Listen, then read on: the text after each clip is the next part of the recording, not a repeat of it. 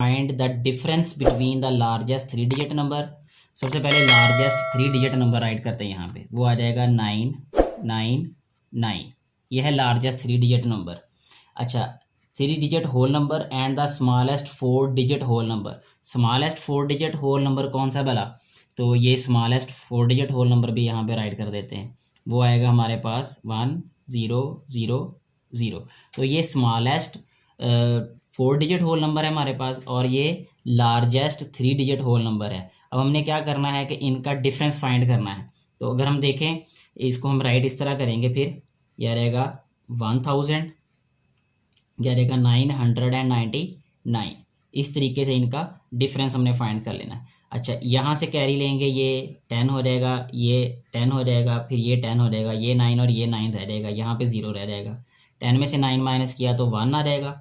अच्छा, 9 में से 9 माइनस किया 0, 9 में से 9 माइनस किया 0, तो 0 में से कुछ भी माइनस नहीं करना, तो वो 0 ही रहेगा। तो आंसर क्या रहेगा? 1 इस क्वेश्चन का। इस तरीके से ये वाला क्वेश्चन सॉल्व हो जाएगा।